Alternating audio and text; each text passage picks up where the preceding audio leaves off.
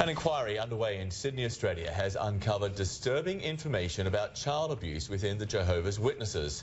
Church representatives revealed that more than 1,000 members have been identified as child sexual abusers since 1950. The Commission learned that of those hundreds of cases, none was reported to police.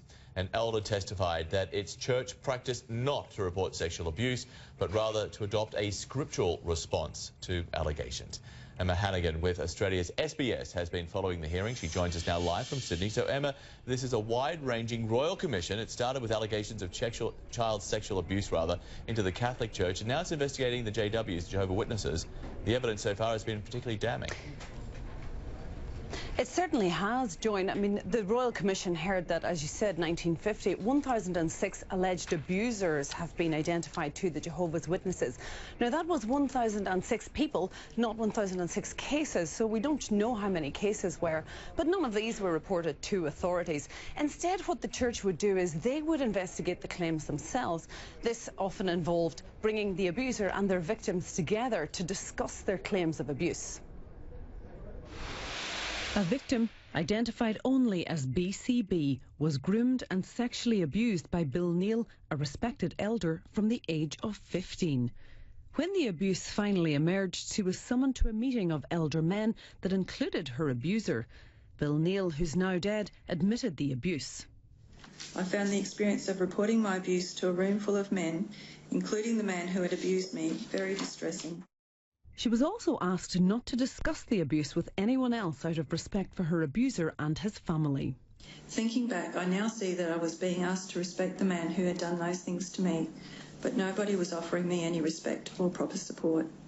The Royal Commission heard that of the 1,006 alleged abusers identified to the Jehovah's Witnesses since 1950, not one single person had been reported to police. This evidence was borne out by the testimony of one of the church elders, who himself had investigated a case of abuse. And what about telling other authorities? Are you aware of your obligations if someone tells you of a serious allegation of sexual assault? Well, we don't report it to the police. I think we encourage them to do that, but we give them the assistance to do that if they need that. Church elders could now face criminal charges for concealing the abuse. The Commission also heard that the church only believed victims if the alleged abuser confessed or there were two witnesses. The requirement that there be two or more witnesses has prevented at least 125 allegations of child sexual abuse from proceeding to a judicial committee.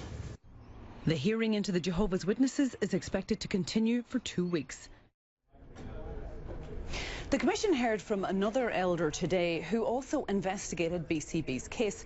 It was told that when he was informed the woman was considering bringing her story to the Royal Commission, he asked what that would accomplish other than dragging Jehovah's name through the mud. Now, he has admitted that this wasn't perhaps the most sympathetic approach to take. And Emma, also today, the Commission has been dealing with the actual response by church elders when young women allege that they were sexually abused by members of the church.